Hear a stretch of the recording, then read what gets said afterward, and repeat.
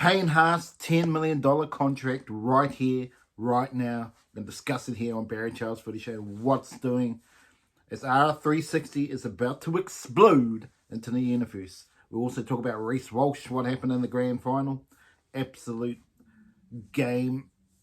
The best performance in living memory. We've had moments, but this guy had multiple moments in the game. Unbelievable. Is he going to be the GOAT of rugby league? They say Cameron Smith is. Some say it's Andrew Johns. Well, this man could have it all. We'll talk about it right here, right now on Barry Charles Footy Show.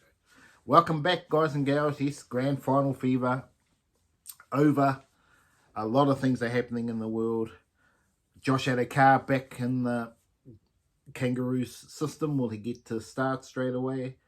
Going to be some interesting sneakers. Shibasaki making his debut. There's more. There's a lot of debutants in this team, but unbelievable. But let's talk about firstly Payne Haas. Yes, the man, the myth, the legend. R360. If they get their man, boom. Is he worth 10 million or say 3 million a year? Or what they're talking about? How much is Cleary worth? Do you get Cleary 15 million? Is that the way we're going to go going forward? It's really, really interesting futures here on what's going to happen in the great game of rugby league. Because Kalen Ponga, let's talk about him as well. It's going to change the fabric of the game. If people are going to move for that reason, look out. Because there's a lot of money. If this continues down this track, you're going to see more and more stars head their way. Will rugby league develop more stars? Absolutely. But you might lose them for a couple of years. So I think Peter V'landys needs to rethink his hash here. Let them get their money and they'll come back to rugby league. Imagine Payne Haas paying those 3 years there. Well, there's actually no guarantee they'll come back to rugby league because they can just continue to play that shorter competition. So, and then at the end of the day, money talks, and if you really want to set your person up for life, then you got to do it. No doubt there's going to be the critics, so you got to stay to win the competitions and all that. But at the end of the day, if you can set your family up for life with this deal, you take it. You can buy yourself 4 houses, whatever you want to do. Or you can buy luxury cars if you want, whatever, a yacht. This is the stuff that makes people, if they invest wisely afterwards, they can have generational wealth. Payne Haas has got the opportunity for generational wealth here. Take it, take it, take it. No doubt in my mind, he'll be taking it.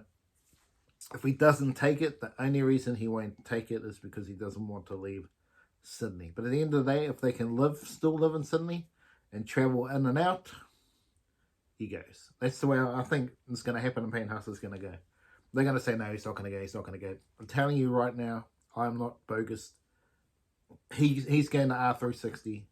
If he wants, clearly, if it's about money, he's going, just like Sonny Bill. What do I see the likes of Reece Walsh? What's going to happen with Reece Walsh? Will he end up going? If you're talking about this money, you got 15 million for him. You got Cleary 15 million. This is how much are these guys worth, and can they afford to pay these guys this sort of money? Get bumps on things. I think Reece Walsh is actually probably the one that they'll make a lot of money off. But the question mark is, what position can he play? Probably could play fullback, I guess. He's got the kicking game as well, so maybe he could play fullback. He still would have to improve his aerobic fitness to continue to do that consistently. But this is where it's going. Ponga, how much is he worth? With Jai Gray's worth, say, 800,000 a year if he's going. Ryan Papenhuyzen 2 million. Payne Haas is at 3 million sort of mark. What's doing? Is this really happening? It's real interesting times in rugby league for sure. To be honest, for the top level talent, this will be a game changer. It absolutely will be. And to ban them from playing rugby league, to me, is just ludicrous. Because more than likely, they can get their payday and they'll come back to the sport they actually really love. Sometimes they don't, fair enough. You've got to make your money. But most of the time, the people come back to what they love eventually and get the payday for 3 years. If you get 10 million for 3 years, come back. Unbelievable. Unbelievable. Whether he would be able to come back to the Broncos itself, that's the question mark. But Reece Walsh, absolutely, he is the GOAT. Absolutely, he's the GOAT right now. But can he be the GOAT for the history of the game? Now, Cameron Smith, in terms of controlling a game, pretty much being the next referee on the field, he had it all. He just controlled the game like no other, and unbelievable in terms of that. But in terms of absolute skill, Andrew Johns had that skill, so that's why you can say he's the GOAT. In terms of methodically demonstrating, it was Cooper Cronk, and it looks like it's pushing on to Nathan Cleary. But now we've got a player who already had shown it at the Warriors, has it all. Obviously, the knock on Reece Walsh was his rocks and diamonds of knocking the ball on, taking too much risk. Just like Sam Walker. Sam Walker's a similar type player. Imagine them both at the same team. Just imagine that. Sam Walker comes back to the Broncos. Imagine that. That would be an unbelievable team. Because he wouldn't restrict Reece Walsh. He would absolutely just be a dime a dozen. Imagine him and that team. They could win a lot of comps. And that's what they've got to look at. A player like that.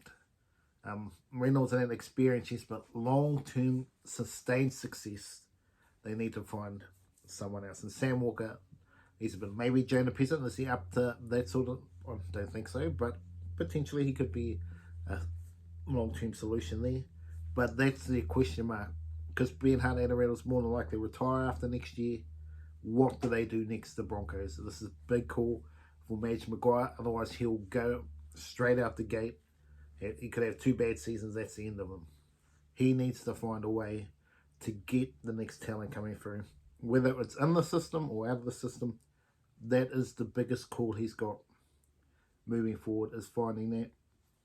Potentially another prop, depending on who's leaving, who's going. But yeah, Reece Walsh is absolutely, in terms of talent, everything else, he could be the greatest of all time.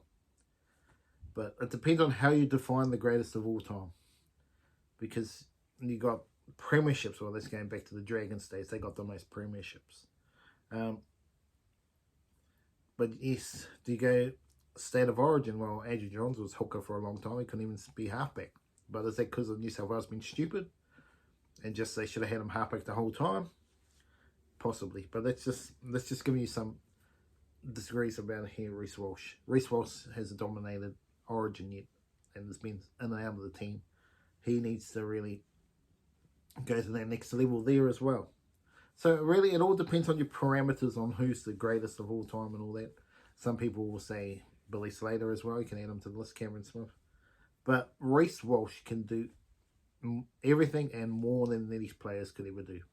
Yes, they were consistent. Billy, Cameron Smith, they were consistent. But the players like Andrew Johns and the likes are more inconsistent. If Reece Walsh can be consistent, though, that's the key. If he can be consistent and play this level each and every year. That's the thing, Kalen Pollard had a fantastic year. Sean Johnson had a fantastic year. But can they do it for multiple years? And that's what Cooper Cronk, Billy Slater, Cameron Smith did. They were consistent for a long time. If Reece Walsh at this standard can keep that up, he would get more premierships. He will get everything, and you could say he is the GOAT. Cleary obviously is a potential to be a GOAT as well, but his legacy could die if he does nothing from here. There's a ceiling. Cleary, either he has peaked and he's dropping off a cliff, or has he got another level to his game and continue? Normally, they get better when they're older. Well, sometimes you go backwards when you get older too. So that's up to Cleary if he wants to go to their next level and deliver that. But Reece Walsh has the opportunity to push. Cleary's clearly got time and has the premierships on the board. Reece Walsh has only got 1. Cleary's got 4. But in terms of exciting talent, Reece Walsh could be the next GOAT. Now let's get to just a little bit of the selections at the moment of the teams here. How was Zach Lomax? I mean, Xavier Coates, I understand a bit more, but Zach Lomax, did you talk to this guy before you selected him? If he was injured, he wouldn't be selected and you would have picked someone else. It's just ridiculous how this happens all the time. They announce teams and they're injured.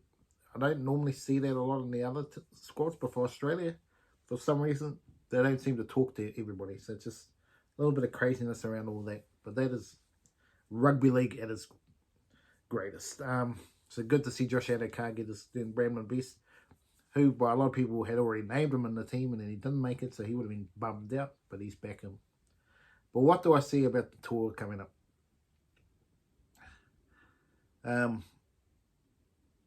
I think Australia just won. Honestly, just England aren't even in the realms of the ability of this team. It's just going to be an easy win for Aussie. And they can play a food team and probably win, in all honesty. But the Pacific Nations is where I think is going to be interesting. I actually think Samoa, Tonga, and then New Zealand. I think that's the order. I think Samoa are on top in terms of their squad, and Tonga, New Zealand, they're pretty much in the even sort of space out of those two. But Samoa have a big chance of winning the World Cup next year. I really do believe it.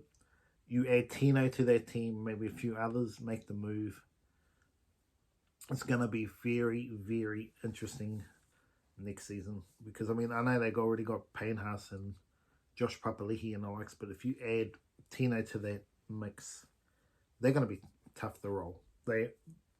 They honestly could win the World Cup. Other teams will need to improve. I think Tonga and New Zealand, they'll need to go up a level. But really, Samoa are flying at the moment. If they can find the 7 to deliver, that's a question mark, because Tonga do have a 7. Now it's up to Samoa to find the 7 who's a gun. That's going to be the question mark. I know Luai's been playing there, but if Luai plays 6 and they can get a gun 7, look out. But anyway, interesting time. I'll be back with another video soon.